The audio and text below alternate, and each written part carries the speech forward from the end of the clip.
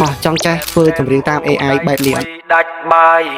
MMO ដៃថ្មីដាច់បាយហើយក្នុងហ្គេម Level ណាងគ្រួនតែក្រៅហ្គេម HPG បើសិនជាចង់ចេះអ្នកអរគ្នាអាចមើលវីដេអូនេះដល់ចប់បានខ្ញុំនឹងប្រាប់ពីរបៀបធ្វើចម្រៀងនៅក្នុង AI ទាំងអស់គ្នាអញ្ចឹងជាដំបូងយើងចូលទៅក្នុង Safari ឬក៏ Google រួច search ពាក្យថា Gemini អញ្ចឹងអ្នកនរគ្នាអាចចូលទៅក្នុងកម្មវិធីដែលមានឈ្មោះថា Gemini ហ្នឹងមកឬក៏ចូល link ហ្នឹងមកអ្នកនរគ្នាបានបន្ទាប់ពីអ្នកនរគ្នាចូល link Gemini នេះហើយអ្នកនរគ្នាអាចចុចទៅលើកន្លែង track 3នេះមកបន្ទាប់មកអ្នកនរគ្នារើសទៅរកពាក្យថាបង្កើតបទចម្រៀងអញ្ចឹងចុចទៅលើបង្កើតបទចម្រៀងហ្នឹងបន្ទាប់ពីដល់កន្លែងហ្នឹងអ្នកនរគ្នាអាចសរសេរចម្រៀងដែលយើងចង់សរសេរឲ្យ AI វាបង្កើតឧទាហរណ៍ថាខ្ញុំបានសរសេរនៅក្នុង AI មួយនេះបានសរសេរថាចម្រៀងបែបស្នេហាបែបលក្ខណៈ sweet អញ្ចឹងបើសិនជាយើងសរសេរបែបហ្នឹងរងចាំមួយសន្ទុះវានឹងចេញចម្រៀងឲ្យយើងវិញវាមានពីរលក្ខណៈយើងអាចឲ្យវាធ្វើក្នុង30 second បានយើងអាចឲ្យវាធ្វើនៅក្នុងរយៈពេល2នាទីកន្លះក៏បានដូចគ្នាពិតជាលយតែ AI